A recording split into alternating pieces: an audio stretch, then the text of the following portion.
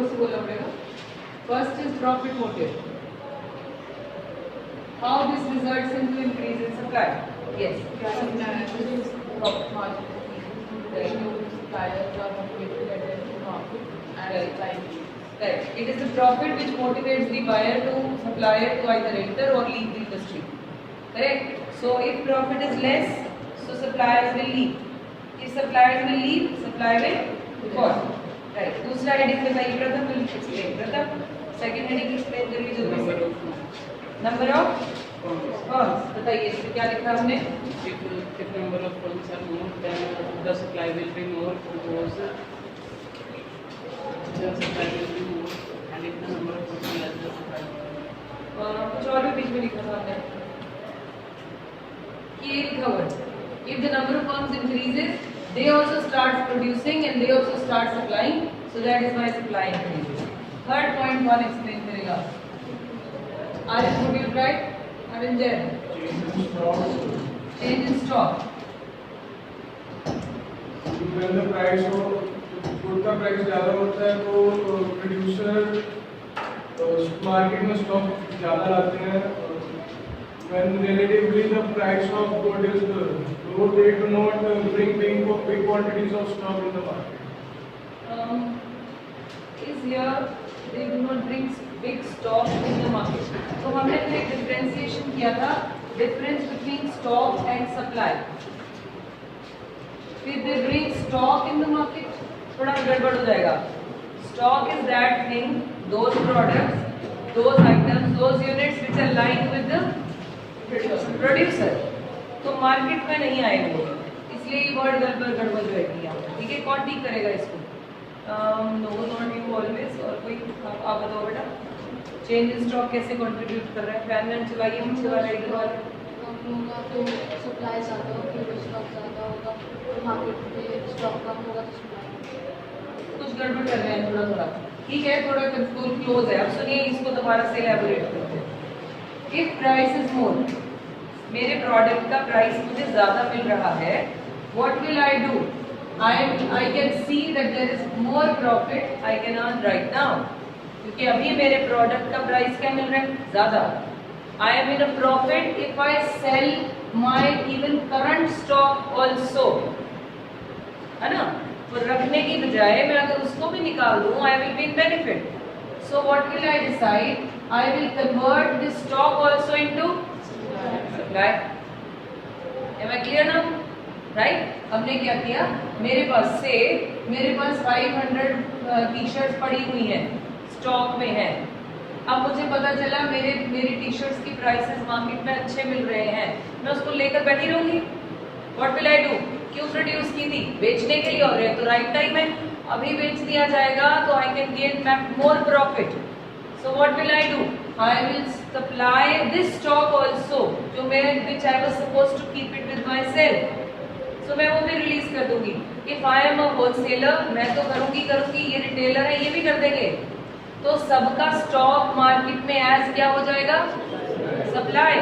तो स्टॉक कम हो जाएगा और सप्लाई, ये जो स्टॉक है जो पहले मार्केट में we were not suppose to sell, अब ये स्टॉक क्या बन जाएगा?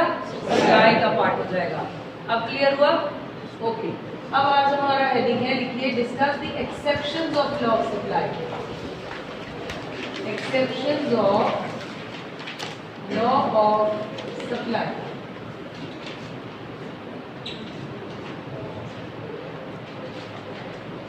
Discuss the exceptions of law of supply.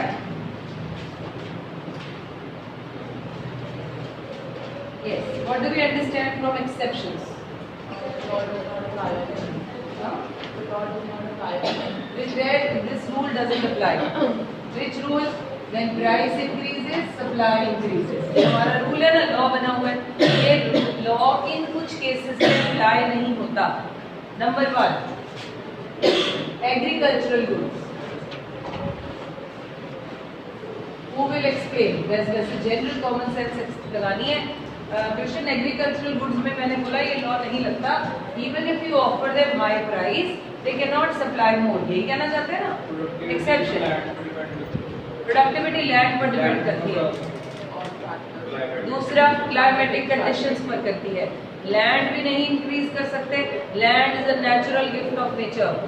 सो एक तो अपनी मर्जी से उसे नहीं बढ़ा सकते, चलो हम किसी की लेकर कर लेते हैं, बट दूसरी चीज weather conditions are not in man's control, right. फिर क्या होगा, अब सपोजिंगली मैंने जो एग्जांपल जनरली देती हूँ, एक एरिया में फ्लड आया हुआ है, आप वहाँ के फार्मर से बोलिए भैया हम तुम्हें बहुत अच्छे पैसे देंगे, वैसे 40 रुपीज का राइस सेल होता है, हम तुझे 100 रुपीज में देंगे, प्लीज हमें राइस दे दो, दे पाएगा? अब वहाँ तो फ्लड आया हुआ है, तो सारा पानी भरा पड़ा है, तो will he be able to give? No, क्योंकि things are not in his control. Are you understanding? या किसी जगह पर सूखा पड़ा हुआ है, ड्रॉट है, वहां आप उसे जाकर बोलिए राइस उगा दे, तो पानी ही नहीं है वहां पे, will he be able to give? No. So things where the things depending upon the climatic conditions, वहां पर ये लॉ नहीं चलता. Even if you offer them 200 rupees, will he be able to supply? No. Right. Production of agricultural goods depends upon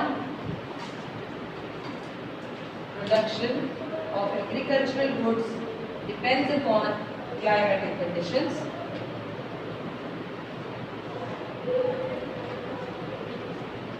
Law of supply doesn't apply upon climatic conditions. Law of supply doesn't apply to such goods. Law of supply doesn't apply to such goods because if due to change in weather,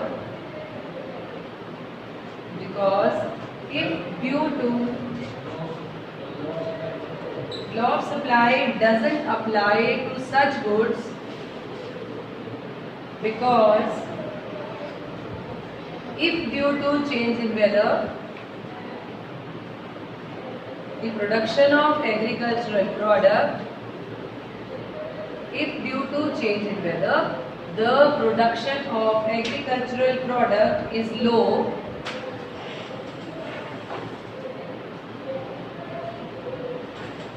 the supply of such good,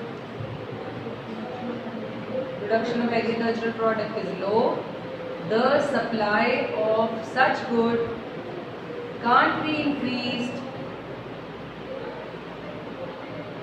even at high price. Can't be increased even at high price.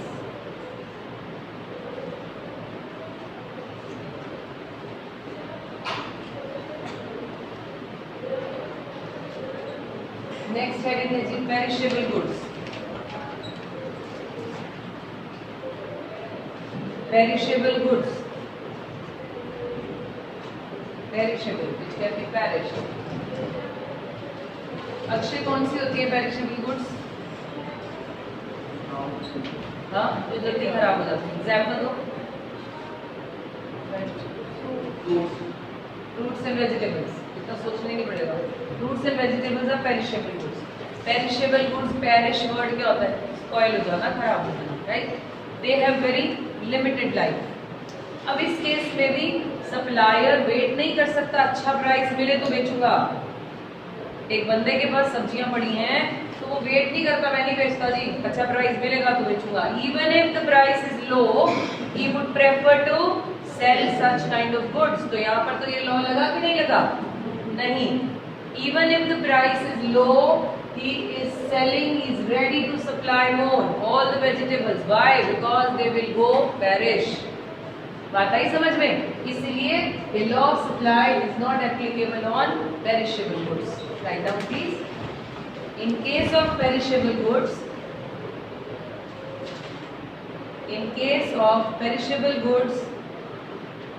bracket में लिखो which have limited life.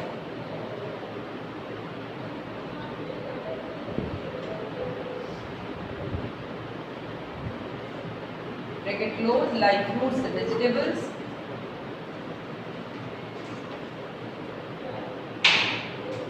Fruits and vegetables. Seller will be ready to sell more. Seller will be ready sell more even if prices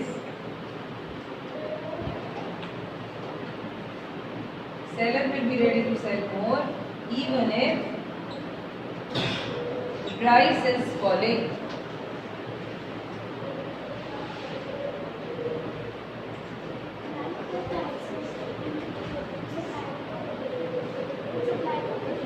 actually fruits vegetables की जो supply है वो natural factors पे depend करती है. Even if you offer them high price, कौन से goods हैं, you can not increase the supply. हो ही नहीं रही प्रोडक्शन किसी चीज़ की, टमाटोज प्रोड्यूस ही नहीं हो रहे, तो फिर even if you offer them high price, वो तो प्राइस हाई पे बिकने लगते हैं बिकॉज सप्लाई क्या आई पीछे से कम. Are you understanding? तो इट मीन्स पेरिशेबल गुड्स है. अब सब्जियां जिसको बेचनी है वो शाम को अगर आप उसको कम प्राइस भी ऑफर करो, व्हाट विल ही से? फिर से प्लीज टेक इट, ले जाइए, कोई बात नहीं. क्यों? बिकॉज शाम को क्या हो जाएगी, तो खराब हो जाएगी. तो रादर देन मुझे वो खराब कर दे, ही प्रेफर कि मैं कम प्राइस पे बेच दूंगा. Okay, so that is why this is not falling in this category. एक लाइन रह गई इसके साथ. कहाँ तक लिखा हमने? Even if the price is falling. Extra pain है किसी के पास बच्चे? Anyone has extra pen? It happens because किसी के साथ एक लाइन रह गई. It happens मिल जाता है. Have you got? It happens because seller can't hold such goods. It happens because seller can't hold such goods for long period of time. Can't hold such goods for long period of time.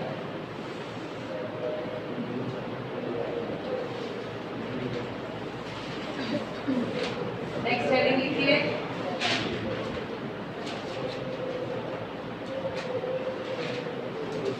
Rare articles या articles of distinction.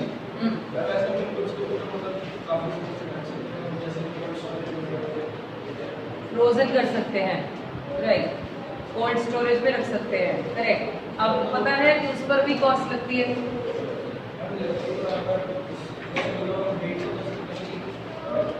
As a seller सोचिए जो deal करता है perishable goods में, right. अब हुआ क्या था, कुछ last year, I think last year हमारे पास पोटैटो की प्रोडक्शन सुपर बम्पर क्रॉप थी, राइट. एक्चुअली एरियाज डिवाइड होते हैं. फॉरेन में क्या करते हैं, वो एरियाज डिवाइड करते हैं एज पर द लैंड. कौन सी लैंड किस चीज़ के लिए फेवरेबल है उन्हें बताया जाता है, अब इस पर इतना उगाएं. और कंट्री की कंजम्पशन और ग्लोबल कंजम्पशन को कीपिंग इन माइंड. हमारे यहाँ पर फार्मर इतना एजुकेटेड नहीं है, या एसोसिएशन या चलाने वाले भी इतने एग्रेसिव नहीं है कि उन्हें बताया जाए. Himachal has started doing it. उन्हें अपनी लैंड के हिसाब से दे गाइड देम कि ये आप उगाइए, इतनी दवाई डालिए, इतना ऐसे कीजिए, और उनकी प्रोडक्शन बढ़ गई. करेक्ट. तो कमिंग बैक टू दिस, हमारे यहाँ पर आलू क्योंकि कुछ साल पहले तक कम था तो प्राइस अच्छा मिलता था, इसमें एफर्ट बहुत ज़्यादा नहीं लगती, इसलिए सभी ने उगा दिया. सुपर डुपर क्रॉप हो गई. अब इतना सारा आलू हो गया कि मार्केट में उसका प्राइस सिर्फ 40 पैसा रखा. इतना तो उसकी कॉस्ट भी नहीं थी, उससे भी नीचे चला गया. क्यों? एक हम जब लास्ट चैप्टर पढ़ेंगे ना उसमें बताएंगे. सब एक फार्मर या एग्रीकल्चर एक ऐसा एरिया है जहाँ पर वो ज़्यादा प्रोडक्शन देखकर खुश नहीं होते. हमारे बिजनेसेस में प्रोडक्शन ज़्यादा हो रही हो, we are very happy. Farmers के केस में they are not happy because उनके केस में prices are going to be fixed by market forces. Demand अब आलू लोग ज़्यादा खाने लगेंगे अगर ज़्यादा उग गए, हम तो उतने ही खाएंगे जितने ले रहे थे. करेक्ट. तो demand remains the same, supply suddenly increased. Prices क्या हो गए? बहुत कम 40 पैसा. मार्केट में भी नहीं बेच सकते, वो मैक्रो एंगल कभी समझाएंगे आपको. क्यों नहीं दे दिया? हमें तो कभी नहीं मिला 50 पैसे में आलू, हमें तो 10-20 रुपए से नीचे नहीं दिया उन्होंने, राइट. अब उनको बोला गया, अब हमारा केस, अब आपकी पॉइंट पे आती हूँ. आपने बोला वेट कर लेते हैं भाई, थोड़े देर बाद तो पड़ा, थोड़े ऐसे खत्म भी तो होगा धीरे धीरे, तो रख लो.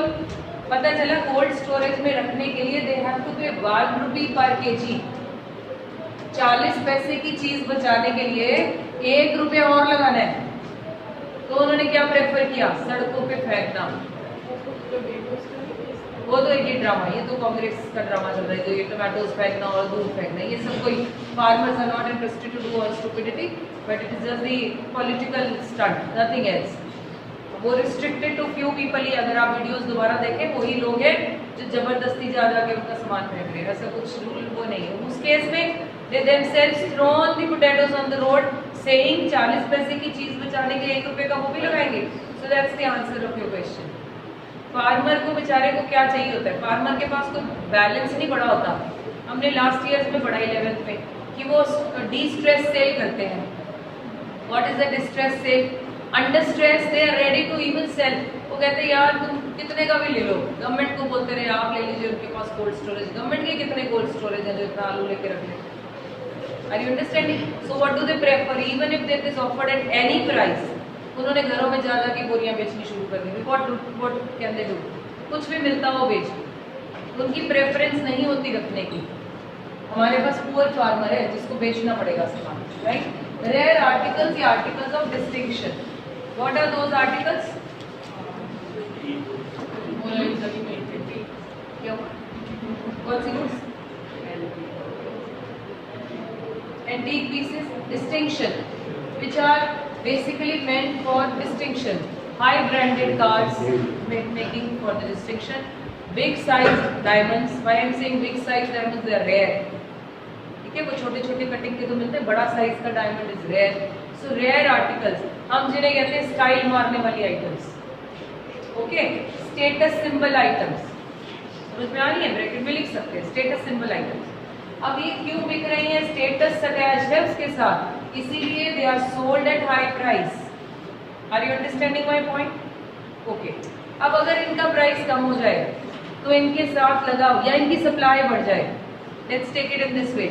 अगर हम इस पर ये रूल क्यों नहीं लगा, ज्यादा प्राइस मिलता है, मैंने एग्जांपल लिखवाऊंगी आपको, मोनालिसा की पेंटिंग्स, राइट? वो ओरिजिनल पेंटिंग्स वर्ल्ड में 2 ही हैं जो लियोनार्डो ने खुद पेंट कर रखी है। सो 2 ही हैं, मिलियंस डॉलर्स में बिकती हैं वो। इतना प्राइस मिल रहा है, उसकी सप्लाई क्यों नहीं बढ़ गई? क्योंकि अगर हाँ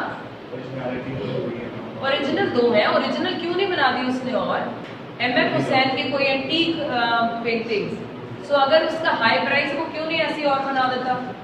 क्योंकि फिर उसके साथ लगी हुई वो रेयरिटी अटैच जो है वो हट जाएगी। Are you understanding my point? बड़ी बड़ी गाड़ियां, स्टेटस सिंबल की गाड़ियां जो लोग खरीदते हैं, वो क्यों खरीदते हैं? बिकॉज उसके साथ क्या अटैच है? स्टेटस। तो अगर वो क्या हो जाए, उसकी सप्लाई मार्केट में इतनी ज्यादा बढ़ जाए तो वो स्टेटस उसके साथ हट जाएगा तो शायद वो उसकी सप्लाई वो और जो है वो सेम ना रहे उसके साथ। Actually they are sold because they are attached with the status. Antique pieces, antique का मतलब क्या होता है? यूनिक। अब उनकी सप्लाई बढ़ा दें तो फिर वो यूनिक वाला फीचर नहीं लगेगा, इसलिए वो सेल नहीं होगी। Are you understanding my point? तो इस केस में even if you are offering them millions of dollars, they are not increasing the supply. क्यों? Because of that rarity which is attached to that product. मेरी बात आ रही है समझ सभी को? राइट, देखिए, rare and precious articles, rare and precious articles are also outside the scope of law of supply, are also outside the scope of law of supply.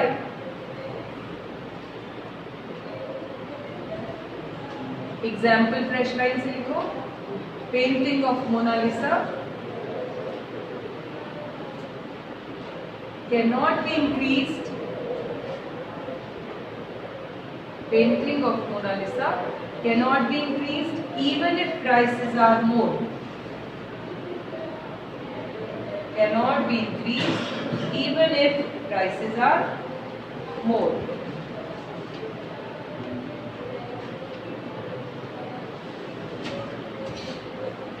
Any trouble in exceptions? These are only 3. So we are moving further down. This is a similar question which we did in demand also. Change in demand, change in quantity demanded, याद है सबको? यहाँ पर question बनेगा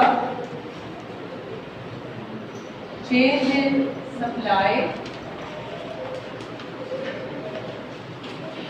change in quantity supplied.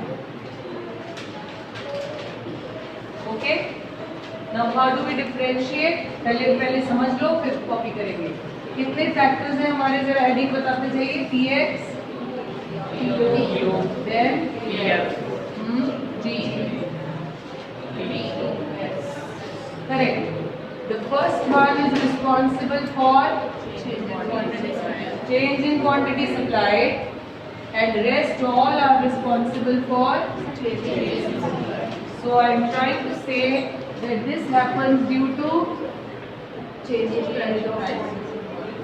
Due to change in price of own commodity, Keeping other factors constant. right? Keeping other factors constant. इस case में क्या करेंगे? कैसे करके मतलब change in other factors due to change in Other factors. other factors, Keeping the price of commodity constant. keeping the price of own commodity Constant. Exact same answer ये कि demand बना. अगर किसी को डिमांड का ढंग से आता है तो यहाँ एफर्ट कम लगेगी. Change in supply leads to shift या movement. Shift in supply, and change in quantity demanded leads to movement along the supply curve.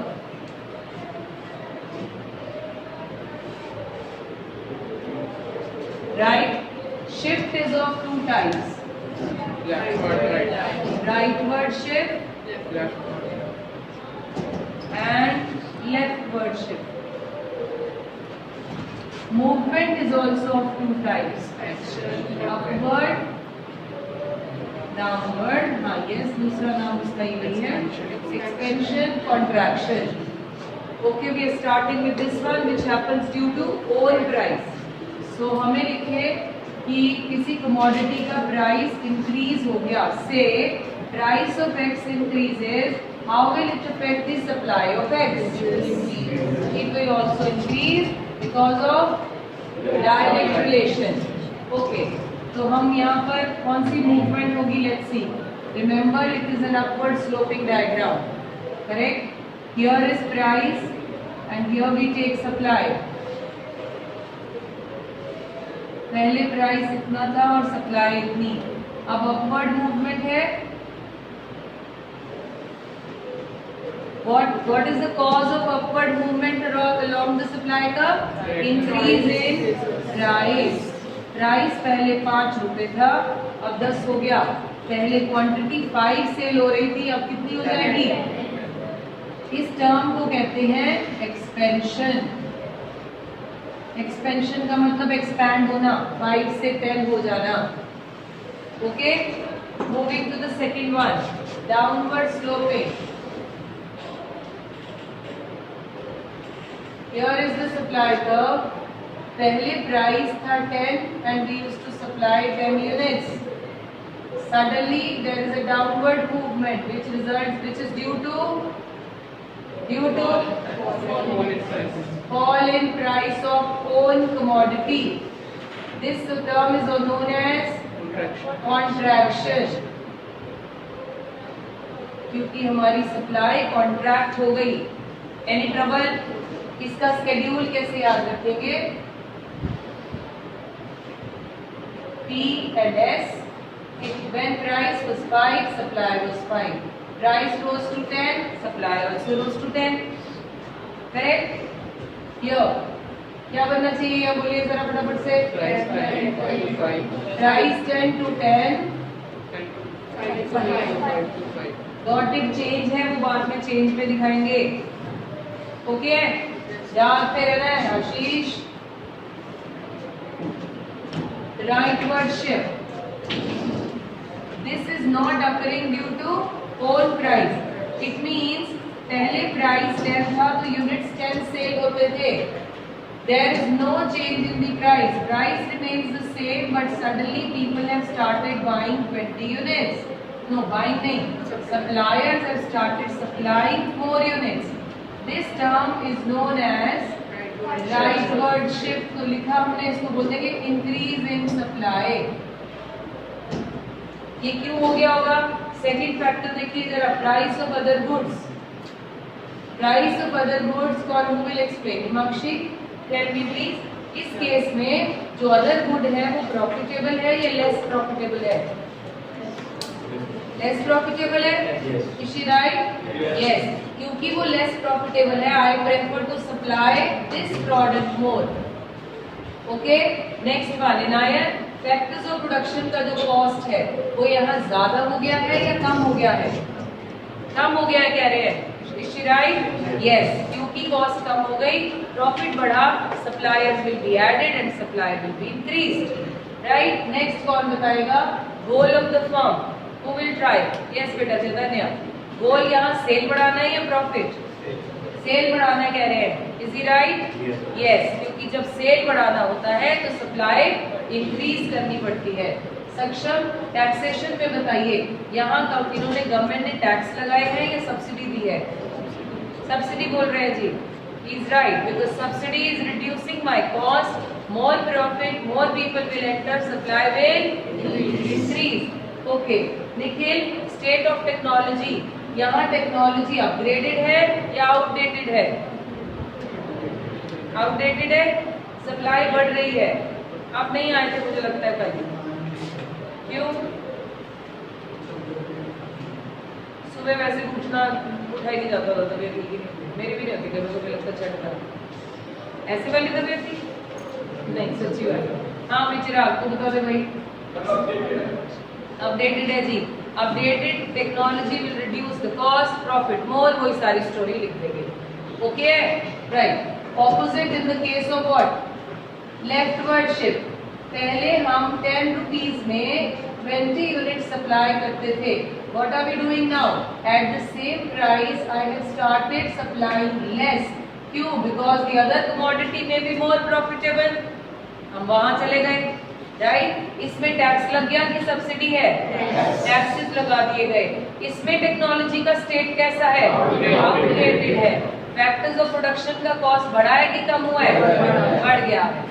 Understood. इसका आप शेड्यूल बनाइए साथ में. कैसे बनना चाहिए बताइए जरा please. In this that remains the same but the quantity supplied increases. What happens in this case? 10 remains the same but the supply is falling from 20 to 10. This term is known as decrease in supply. याद रहेगा? Copy कीजिए इसको पूरे flow chart को.